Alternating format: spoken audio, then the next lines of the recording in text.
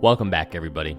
If you're new, my name is Nicholas, and this is Investing Against the Grain. Well, we did it. We hit the end of Q3 for Tesla, and we are bound to get Tesla automotive sales numbers and hopefully production numbers as well this coming up weekend. So raising a glass to all of the Tesla members out there, all the team members, Elon Musk, everybody, congratulations. I know this was supposed to be the hardest end of quarter and possibly the hardest quarter that Tesla will ever have, logistically, deliveries and everything. So again, kudos to everybody. Congratulations. What a phenomenal job you have done. Now, in today's episode, we are going to be unpacking what I believe will be Tesla's Q3 sales and production numbers that are set to report this weekend. I'm going to go over my predictions, a little bit of why behind it, and what that would look like from a quarter-over-quarter and year-over-year perspective. But before we get into that, I'm going to pull up an article that showed up on CNBC today that I thought was just a little, comical in the timing. A lot of automotive makers are putting out their numbers right now for the end of Q3. So I thought it was interesting to look at that first before we dive into my numbers and just see the two different stories that are being painted. So without further ado, let's go ahead and get into it. But before, you know what to do. Hit the like button, hit the subscribe button, ring that bell, and let's get into it. So I was browsing around CNBC today when I got done with work. I've had a busy week. I've been designing this new architecture for a genomics project that's going on for a client of mine. But so I was working on that, and I was browsing around CNBC, and I stumbled upon this article that just caught my eye, obviously, because I knew I was going to be recording this video, and I knew I was working on my estimates for Tesla deliveries, and it just seemed kind of serendipitous. I know that a lot of these things come out, but I don't normally see articles about auto manufacturer Q3 numbers right before I make a video like this. Normally, there's not a lot of big news with this with other auto manufacturers, but obviously in current situation we are with demand for chips and everything, it's, kind of front and center with a lot of the news media, especially CNBC. So let's take a look at this article real quick. So we see a headline here: U.S. auto sales forecast to plummet in third quarter as chip shortages plague the industry. Keep in mind, the picture is being painted here because when we go into my numbers, it's not going to look quite as dismal as we see here. Quite the contrary, actually. So if we scroll down, I highlight a few things that I found of interest. First here, the severe decline, including the expected 24 to 26% of fall in September, is due to the ongoing shortage of semiconductor chips for new vehicles. So again, here they're saying that from a 24 to 26% fall in just September alone. And obviously we all know what's going on with the chip supply, and again, that's why we love investing in a company like Tesla, who can pivot and use their big brain engineers to go ahead and write new firmware for microcontroller chips. And, they just have a better understanding of how to pivot, especially when it comes to anything that combines hardware and software. That is their forte. That's why I keep saying that car companies are no longer car companies. They have to be software companies. And really, most companies have to be software companies these days. It's not just the automotive industry. So if we scroll down, something else I found interesting, we see right here, J.D. Power expects the average transaction prices will reach a record of $42,802 in September, making a fourth consecutive month above $40,000. Once again, this tells us that we are essentially right at that intersection, right? That delta between a ICE vehicle and electric vehicle, and which one is more cost effective, right? So this is the average transaction price, and this is right in line with vehicles like the Model 3 and the Model Y. It's hitting that sweet spot. And the fact that we're hitting that sweet spot right now, when Tesla is just now ramping up even more, and they have more demand than they've ever had, it's just going to send more people to thinking twice before they do anything. It's amazing how much I'm seeing on things like Instagram with friends asking, hey, who owns a Tesla? Any thoughts on it? The good, bad, or the ugly? But before this, right before this time period, that was never even the equation. And it's funny because now all I tell them, this was a friend of mine, and she has a child, and I just said to her, what's there to think about? You have a child. Would you not want the safest car exist? A car that doesn't have an internal combustion engine, which Keep in mind, internal combustion engine. This is literally how engines work. Whether it's 2-stroke, 4-stroke, inline, V, doesn't matter. They all work the same way.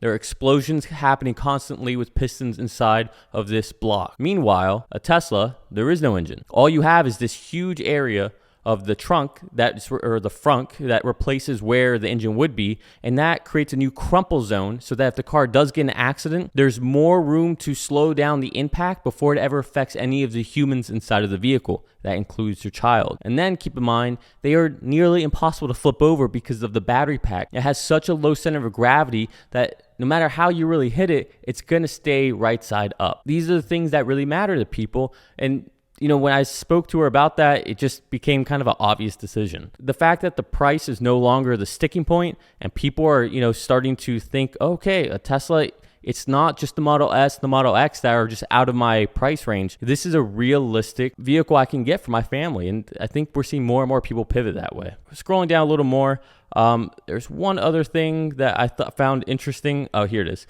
I guess I forgot to highlight it. But Edmunds expects General Motors and Ford to have the largest third quarter sales decline of 31.5% and 29.3% respectively. Obviously, they're saying it's an outlier for the quarter. And Hyundai, I guess 10.1. Anyways, more importantly, GM and Ford, right? These are the other North American vehicle makers. For those of you who are new to the channel, Tesla is a North American car manufacturer, right? They make all of their vehicles that they sell in the United States, in California, soon to be in Texas as well.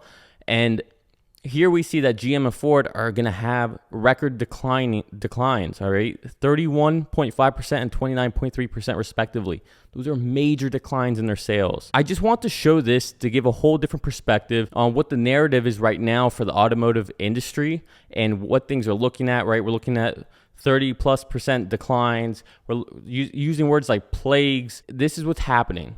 Plummet, plagues. It's just not a very positive and optimistic outlook for the automobile or automotive industry in the short term. Take this, keep this in the forefront of your mind as we go over my predictions for what I think Tesla will be delivering and announcing during this coming up weekend. So let's take a look at my numbers. If you're new to this channel and you haven't seen me do one of these, this is my spreadsheet that I estimate what I think the Tesla quarterly results will be.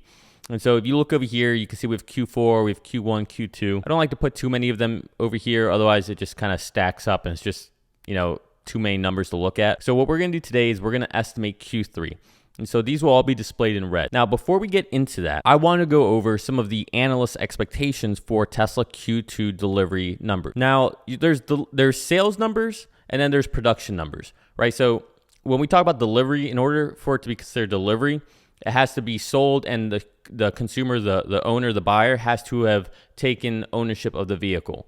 If not, the vehicle might have been made, but it hasn't had time to get delivered to the customer, or there's some conflict in scheduling, so keys aren't put into their hands, they haven't signed a contract, done the walk around and taken the vehicle. That would just fall under production numbers. These numbers that I'm going to show here are what I anticipate to be the delivered numbers, so the actual sales. But either way, it doesn't really matter. I mean, to me, they're essentially the same number just because Tesla has such a high demand. They're so backlogged with deliveries and demand that everything's already sold. So it's neither here nor there. But let's kick things off by looking at Gordon Johnson of JLG Research. If you're not familiar with who Gordon Johnson is, feel free to look around my YouTube channel. There's plenty of content about Gordon Johnson. But quick synopsis, he is the self-proclaimed ultimate Tesla bear, if you will. No matter what, Tesla can't do right by him.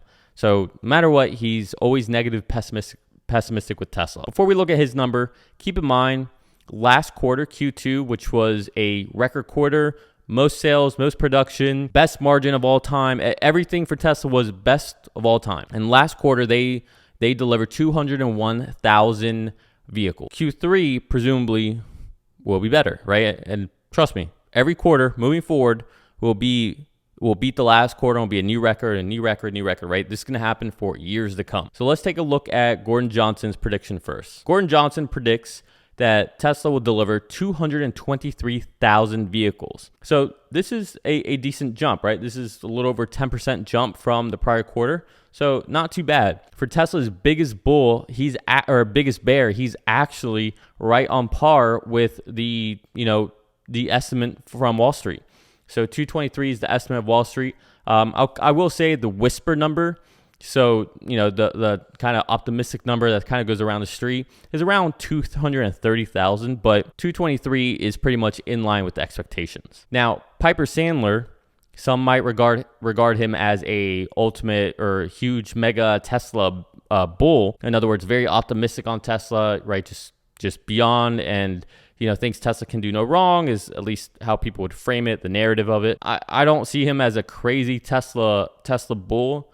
I just think he's an analyst who gets the Tesla story. But let's take a look at his number. So his number is actually 10,000 higher. So 233,000. Here we have a nice idea of where that kind of ranges from the ultimate bear at 223, what some regard as a very bullish analyst in Piper Sandler at 233. We have Wall Street estimate about 223, 225, and a whisper of about 230. That's where we stand here before we get into my numbers. The way I'm going to break down my numbers, we're going to start off with the Fremont factory first.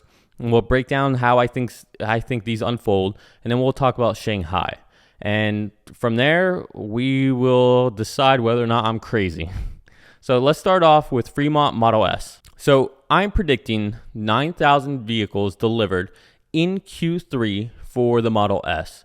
As we all know, the Plaid, it essentially really started, or it didn't really get started until Q3. So there were some deliveries in Q2. You can see here, these numbers, they're not exact, but they're rough, right? We sold about 1,000 each of S and X. It was just right after the Plaid was unveiled. So in Q3, I think they ramped up a little bit, and I think 9,000 is a fair number. To be honest, I don't think they sold any Model X's. I'll show you that. I put 200 here. It might be 0. Okay, the Model X Plaid, right, that whole new lineup hasn't really been released. I'm not sure if they've been making any Model X's or anything, but I figured I would just put a little number in here. Either way, when you see my number, it's not going to move the needle. Even if the Model S numbers are wrong and it's half of this, it's not going to move the needle. I think this is a fair number, 10,000 for both of these. If you look over here in Q4, we're about 20,000 between the two. So this should be a conservative number, I think. And hopefully the the Plaid S has been ramping up decently. But if not, again, you'll see, even if I'm off by 50% on these numbers, even if I'm off by 100%, it really isn't going to matter. So let's take a look at the Model Y. And actually, I'll populate Y and 3. For the Model Y, I'm anticipating 65,000 vehicles sold in Q3. And for the Model 3, I'm anticipating 60,000. So how did I get these numbers? Well, let's start with Model 3. Model 3, I was honestly not going to be, I thought Model 3 was going to be at a steady state at 50,000 for a while. I thought it was just going to stick around there. But then in Q2, we did have a actual bump up. Was that mainly Model Y? Was it Model 3 and Model Y? Hard to tell. I haven't really been able to find any concrete numbers on that, but I do know what the 3 and Y combined were, so I just split it down the middle. And so my assumption here is that we remain the same with Model 3, but with Model Y, I think we ramped up more. I think with Model Y, we ramped up at least another 5,000. It doesn't really matter what the split of these two are. What really matters is what they are combined. And the reason I think Fremont probably had a decent little bump. Now, keep in mind, I'm saying decent. We had 120,000 in Q2. And if you look over here, we had, about, just call it 100,000 in Q1. What's the real difference there, right? And I think either the Y ramped up more, or the 3 sold more, or they both ramped up. Doesn't really matter. But the biggest difference, I think, between Q3 and Q2 is that now all of the vehicles Fremont makes get to stay in the United States. They stay in North America. So they get to be sold in Canada, in the US, which means because they're not exporting vehicles, they get to keep more in the States. And that means they have more time they can sell and get deliveries out, right? There's just less lag time in there as far as getting vehicles on ships and overseas and all of that headache that goes on with that. Aggregate all of these, I get 134,200 vehicles for the Fremont factory.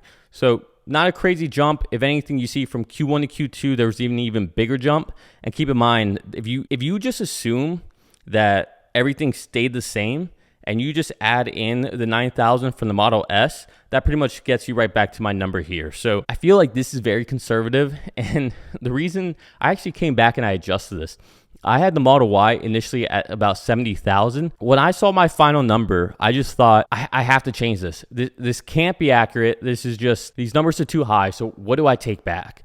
And I took 5K off of the Model Y just, again, because I thought my numbers are just getting too high. But this is what it's telling me. And again, if this right here, none of this should seem crazy. 9,000 for the Model S, we're already at that in Q4. Me saying that we only increased 5,000, even if the mix of this is 3 in the Model Y, 2 in the Model 3, you're telling me that they couldn't ramp up another 5,000 between these two models from Q2 when Q3 is arguably supposed to be a more ramped up quarter? Like, I think this is very conservative. So let's take a look at Shanghai now. Now, Shanghai is very interesting because we get insight into what the Shanghai numbers are every single month when the numbers are released from Giga Shanghai. And so we get to have some kind of insight on how things are going there. And keep in mind, this was the first quarter where Shanghai became the export hub for Tesla. And so the benefit we get when we're making these models and these predictions is that we already know what month 1 and month 2 were for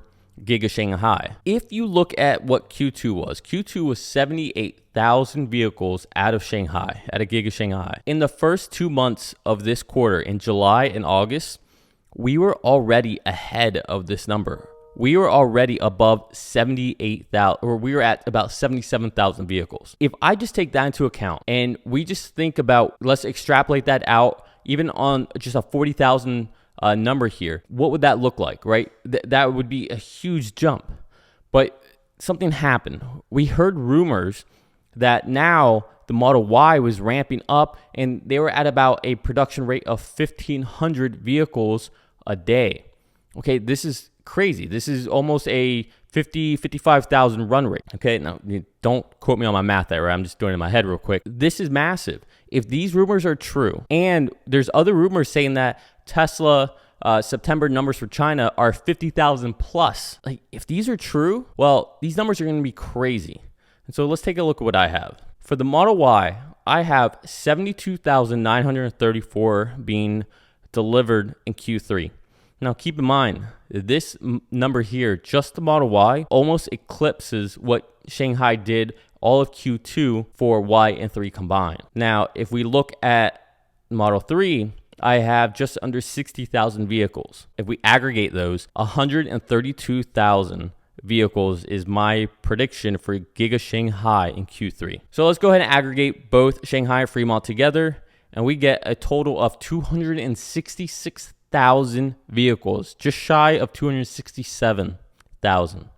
Now, keep in mind, I initially had Model Y at about 70, so I had this a little higher. So you can understand why I was looking at this like, no, this just, Nick, come on. You have to tailor it back a little bit. And, maybe I shouldn't. I'm being influenced by what we see over here between Gordon Johnson, Piper Sandler, the Whisper, what's happening on as far as what Wall Street predicts. Like, those are influencing. I'm not going to lie, I'm going to be transparent here. But again, this is all for fun, right? It's not like any of this really matters. It's more about exciting that we might have this much of a blowout quarter, to see that Shanghai might be ramping up this quickly, to see that the Model S might be ramping up a little bit, and that Fremont is still growing and building. I mean, this could be a blockbuster. I mean, we thought Q2 was a blockbuster for Tesla. This might be, I don't know, get rid of blockbuster. This might be Netflix. I don't know if that's a good analogy there, but if Q2 is blockbuster, then Q3 might be Netflix, Amazon Prime, whatever you want to call it, for Tesla. So this would be monumental. I would be hard pressed to believe that this doesn't affect the stock come Monday in a major way if these numbers are accurate. And then again, this is just stream of consciousness right now. So imagine if these numbers are accurate, and then just put it in perspective. Tesla Giga Shanghai is now the export hub for Tesla. Before it was Fremont. Okay, so before in Fremont, all the vehicles had to get paid or had to get created in the most inefficient factory with the highest cost of labor, having to travel the most amount of distance. Now with Giga Shanghai, they have the lowest cost of labor, the most efficient gigafactory that exists as of now until Berlin and Austin. And a lot of these vehicles are traveling a fraction of the distance, right? What does that do to margins? Like that makes margins insane for Tesla. So Q2 may look like a joke compared to Q3. So get ready for that. I think this is a real possibility. Let's scroll on further down here and let's take a look at what this means from a quarter over quarter, a year over year perspective. Here we can see what Q2 numbers were, delivery and produce, right? So what they made. So here you can see they were able to deliver, owners were able to receive the car, about 201,000, and we produced about 206 vehicles. Now, what I'm predicting here is that we're actually able to deliver about 259. So I'm kind of playing with numbers here. So I was initially going to keep the 267 as delivered, but just like with my whole, extra 5,000 for the Model Y, I'm letting all these analysts at Wall Street's, mess with my head and tamper down my numbers. But I decided, you know what, let's just take 3% off and say that 3% can't get delivered. So that's where I got my delivery numbers. So this is just, 3% less of what we see over here. So produced, it'll be the 267 is my estimate. And then delivered is about 259, right? Things happen. And so if we look at this from a quarter over quarter perspective, we see that they jump 29% quarter over quarter. That's massive. That's hyper growth. And that's great from one quarter to the next. But some people might say, oh, well, that's expected. Q3, Q4 are the biggest quarters for Tesla. It's when they ramp up the most. It's, when things aren't in maintenance mode. All right, all that stuff. Let's look at a bigger perspective. Let's look at year over year. And we're going to see 86% increase year over year if my numbers are correct. 86% after they just came off of a increase of year over year of 121%. This would be massive, right? This would put Tesla in line to destroy the 50% number that they've said that they're going to hit, 50% growth year over year for the foreseeable future. This would demolish that, especially, if they're ready to go to Q4. Don't forget that Berlin might be up and running by then. Austin might produce a few thousand. Wow. Like that would just be insane. So this is where I'm at. Again, none of this is, me forecasting anything that you should take any investment decision on. It's Friday by the time you're watching this, so keep in mind these are just my predictions. Just some guy, some engineer who looks at numbers, looks at trends, and just tries to come up with some kind of calculation for what he predicts the numbers are. Right? In reality, I'm no different than just someone picking lotto ticket numbers. Although I will say that I was pretty close last quarter on the numbers. Now this quarter, I am coming off very, very optimistic. I felt the same way last quarter. And I did the same foolish thing where I dampened down my expectations before I record the video. And had I not dampened my expectations, I would have been dead nuts accurate. I still shoot myself in the foot about that. So that's why this time I'm calling out the fact that I'm letting my own fear of what the market is doing and what analysts are saying play into this, because I don't want that to happen again, where I was correct and I just let these other external people who are always wrong have influence on me. These are my numbers. Let me know what you think. 266,000 for the quarter, essentially 267,000. Let me know below in the comments what your number is, what your prediction is. Let me know if you think I'm crazy or completely out of left field. I really think this is possible. I don't think this is out of the realm of possibilities, especially if Tesla has been able to maneuver with the whole chip shortage. I don't think this is a big deal. Not to drag this on too much, but Elon has given us lots of hints about this. Keep in mind, he just had an interview where he talked about the chip shortage, and he said that he doesn't think the chip shortage is going to be that much of a problem for much longer. So that's very optimistic, right? And then he had a tweet to an article talking about, where Tesla ranks for deliveries in a certain country. And his response was, it'll be interesting to see this after September, right? And then he's been doing some other interviews lately, and he's just in a very, very good mood. It just makes you think that, this is about to be a crazy great quarter for Tesla. Just seeing Elon in such a good mood lately, you just have to believe that, some of this is just coming off into his mood and his his just personality and how he's coming across in interviews. At least I like to think it does. So we're going to leave it there. These are my crazy predictions. Again, let me know what you think. Let me know your crazy predictions down below. You don't have to agree with it, but you know what? This is all for good fun. At the end of the day, congratulations to Tesla and the team for a massive quarter, for arguably the craziest quarter that they've ever had, according to Elon. You know, bravo. Great job, everybody. We're going to leave it there. Do me a favor. Hit the like button, hit the subscribe button, ring that bell. As always, I love you all. Have a good evening. Peace.